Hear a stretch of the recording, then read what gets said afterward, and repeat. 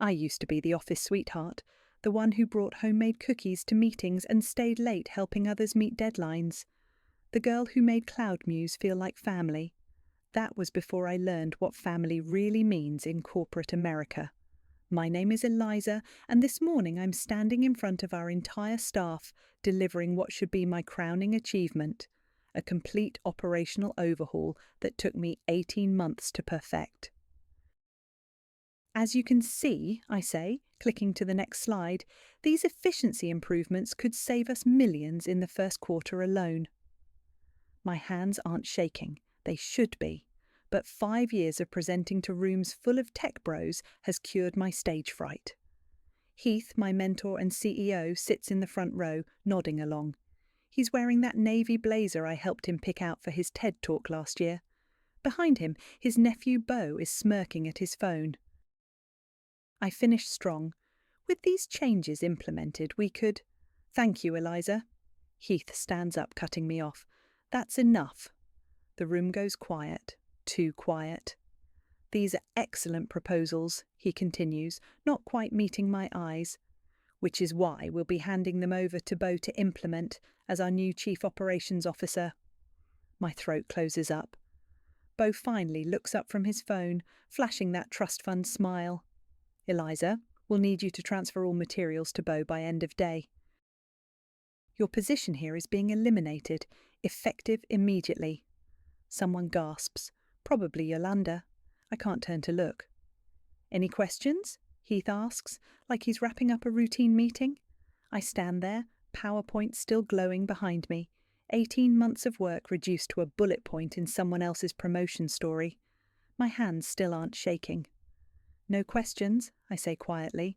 I think everything's perfectly clear. In the elevator afterward, nobody looks at me. They press themselves against the walls like betrayal might be contagious. Only when I reach my car do I allow myself to smile, because they have no idea what they've just created. You're absolutely insane, Yolanda says, staring at the business plan spread across my dining room table. Completely, certifiably insane. 3 weeks after my public execution at CloudMuse, my apartment has transformed into a war room. Sticky notes cover every wall. My laptop runs financial models 24/7. I'm not insane, I reply, tapping my screen. I'm prepared. Look at these projections. You want to build a direct competitor to CloudMuse, with better features and none of their technical debt? Yolanda shakes her head. Heath will what? Fire me again? My phone buzzes. It's Atticus, the venture capitalist who ghosted my CloudMuse pitch last year. Now he wants to meet. You remember the inefficiencies I found? I ask Yolanda. The ones Bo's probably butchering right now? I'm not just fixing them, I'm building something entirely new. And you want me to jump ship with you? She picks up her coffee, considering. I do hate watching Bo stumble through meetings he doesn't understand. You're wasted there, why? You know it. My phone lights up again, an email this time from bocloudmuse.com. Subject, no hard feelings. I print it immediately and pin it above my desk, right next to Heath's company-wide announcement of Bo's promotion. You're different, Yolanda observes. Scarier. I'm focused. I pull up the incorporation papers for Echo Layer, my new company. Are you in or out? She studies me for a long moment. You really think we can beat them?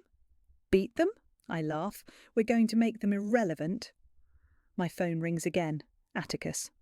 Hold that thought, I tell Yolanda, answering. Atticus? Yes, tomorrow works perfectly.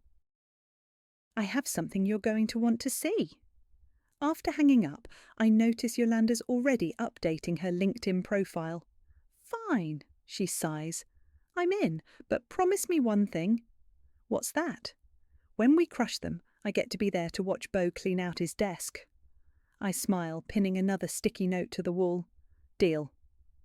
Another disaster, Yolanda reports, sliding into our regular coffee shop booth. Bo just lost the Apex contract. Couldn't explain the technical specifications, so they walked. 2 months into my revenge plan, and Cloud Muse is imploding exactly as predicted. I don't even have to lift a finger. How's the team taking it? I ask, stirring my latte. Half of engineering threatened to quit after Bo blamed them for his presentation mistakes. She leans forward. Heath had to promise bonuses to keep them. My phone lights up with a notification from TechCrunch. Cloud Muse stocks drop 15% after major contract loss. Did you see the investor forums? Yolanda asks. They're calling for Heath's head. Speaking of investors, I slide my laptop around. Remember Marcus from Venture Partners? The one who wouldn't even look at my Cloud Muse proposals. No way. Got this email this morning. Deeply interested in Echolayer's approach to enterprise solutions. Available to discuss Series A funding. Yolanda's phone buzzes. Her face falls. It's getting ugly back there. Bo just called an emergency meeting. Wants to restructure the development team. Let me guess. Blame everyone else for his failures? Pretty much. She hesitates. There's something else. The annual retreat invites went out. And you're still on the list. Some admin oversight probably, but... She grins. Can you imagine Bo's face if you showed up in Aspen? I'm about to laugh it off when another email arrives. From Jimmy, a Cloud Muse board member I used to brief regularly. Interesting, I murmur. What? Jimmy wants to meet, says it's about Cloud Muse's future trajectory. Yolanda's eyes widen. The board's getting nervous. They should be. I close my laptop. By the way, that programmer you recommended, Alison, she starts Monday. Poaching their best talent already.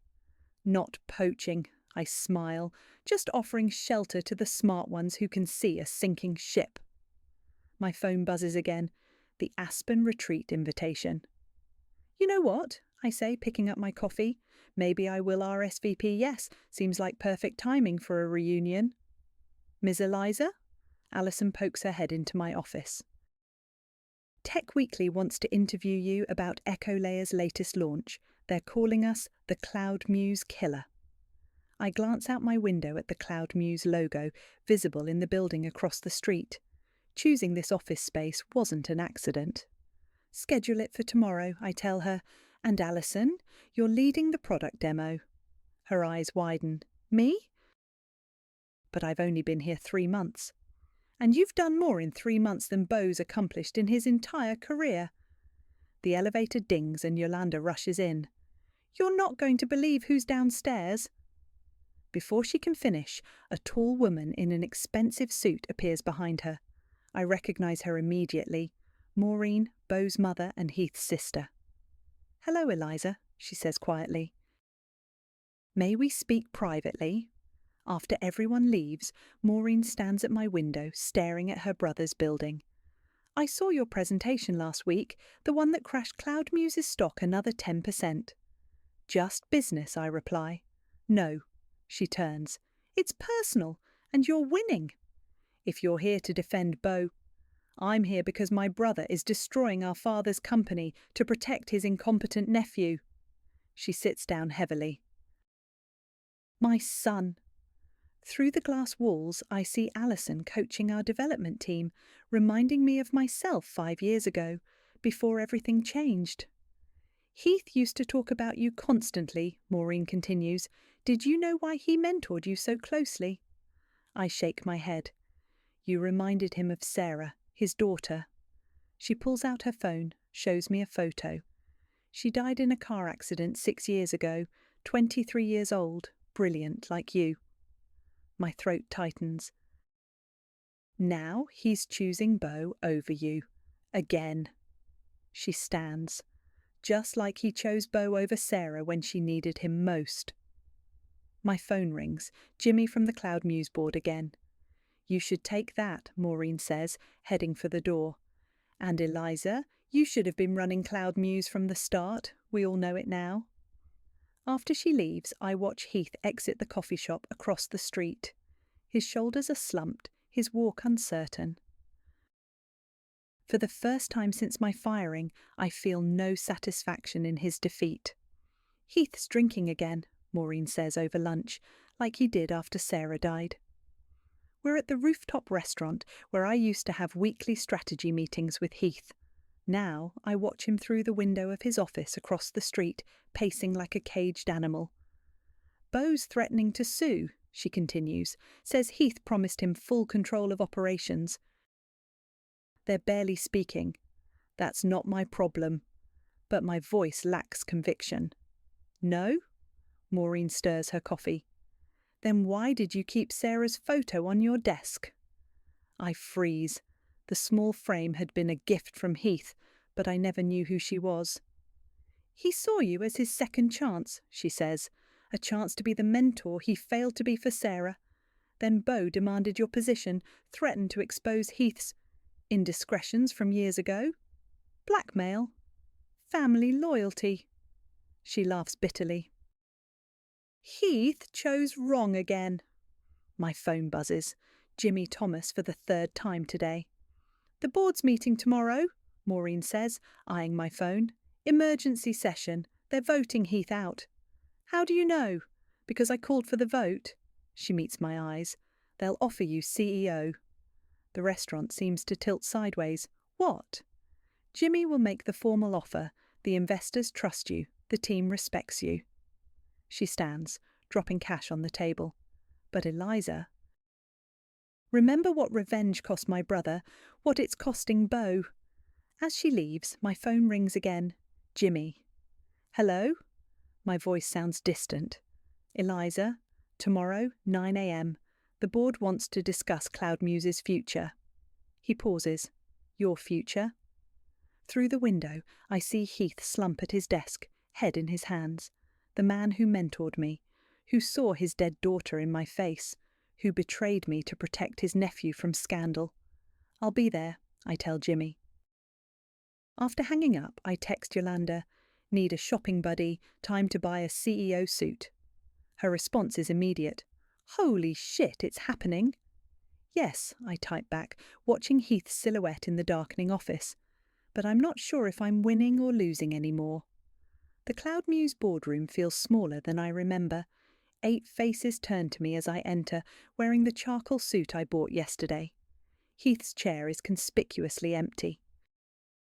Eliza, Jimmy stands, gesturing to the head of the table. Please. I take my seat, noting how the others shift uncomfortably. These same people once avoided eye contact in the elevator after my firing. Let's be direct, Jimmy says. Cloud Muse is bleeding. Stock's down 40%. 3 major clients gone. Beau's leadership has been problematic. Catastrophic, another board member mutters. We're voting Heath out this afternoon, Jimmy continues. The board wants you as CEO. The offer hangs in the air like smoke. Through the glass walls, I see employees hurrying past, whispering. They know something's happening. Why me? I ask. After everything? Because you built a better company in 6 months than we've managed in 5 years, Jimmy replies. Because every person in this building trusts you more than they ever trusted Heath or Beau. My phone vibrates. A text from Yolanda. Heath's in the lobby. Looking for you. The vote's at 2, Jimmy says. We need your answer before then. I stand, smoothing my suit. I'll give it to you at the vote. In the lobby, Heath looks older than I've ever seen him. Walk with me. We end up in the courtyard where we used to have our mentoring sessions, where he once told me I reminded him of someone special. Now I know who. I keep her photo on my desk too, he says quietly. Sarah. Every morning I look at it and promise to do better. His voice cracks. I failed her, then I failed you. Why did you do it, Heath? Because Beau had proof. About the night Sarah died, I'd been drinking with him instead of picking her up from the airport. He wipes his eyes. She took a taxi. The driver fell asleep. My phone buzzes again. Jimmy, board assembling. Decision time. They're offering you my job, Heath says. You should take it. I know. He nods, standing. Make it better than I did, Eliza. Make it what Sarah would have wanted. I watch him walk away, then text Jimmy back one word. Yes. You can't do this. Bo slams his hands on my new desk, Heath's old desk. This company is my birthright. Birthright? I slide his termination papers closer. This isn't a monarchy, Bo, it's a business. I'll sue. I'll tell everyone about Heath, about Sarah. The board already knows. I stand. Your mother told them everything. Sign the papers. His face crumples. For a moment, I see the scared kid hiding behind the arrogant facade. He signs with shaking hands, then storms out. Yolanda appears in the doorway. One down, one to go. Heath enters quietly, unlike his nephew. He looks at Sarah's photo on my desk, then sits down. I used to love watching you smile in meetings, he says softly. You had her enthusiasm, her drive. The termination agreement is standard, I reply, pushing the document forward. 6 months severance, full benefits. I deserve less. Probably. I uncap my pen. But Sarah wouldn't want her father destitute. His hands tremble as he reaches for the papers. You know what's funny? I thought giving Bo your job would somehow make up for Sarah, like protecting him could erase my failure to protect her. Sign, Heath. He does, tears falling onto the signature line. I'm sorry, Eliza. For everything. I know. As he stands to leave, I notice Alison watching through the glass walls, her expression a mix of awe and uncertainty. You used to smile, Heath says at the door, around me, around everyone. You don't anymore. After he's gone, I hear 2 junior analysts whispering outside my office. She's just like him now, one says, cold, calculating. I touch Sarah's photo, seeing my reflection in the glass. The woman staring back looks powerful, successful, victorious. She also looks lonely. Yolanda brings me a coffee. Done, finally done. How does revenge taste? I watch Heath cross the lobby far below, shoulders bent, carrying a small box of personal items. Like Ash, I whisper. My phone buzzes. A text from Maureen. Sarah would be proud of your strength, but she'd want you to find your smile again. I close my eyes, feeling the weight of victory and loss, of justice and pain, settling onto my shoulders like a heavy crown. I want to create a leadership training program, I tell Yolanda over morning coffee in my office. Something real, not just corporate buzzwords. She raises an eyebrow. This wouldn't have anything to do with what happened to Alison's team yesterday? I glance through the glass at Alison's desk. Yesterday, she'd made a major mistake on the Anderson project, the kind of error that could tank someone's career, the kind Bo would have used as an excuse for public humiliation. I watched her panic, I say, saw that fear in her eyes, the same fear I used to feel. What did you do? I closed my office door and helped her fix it. No drama, no blame. I pull up a document on my laptop, but it got me thinking about power, about how we use it. And I'm stepping down as CEO. Yolanda chokes on her coffee.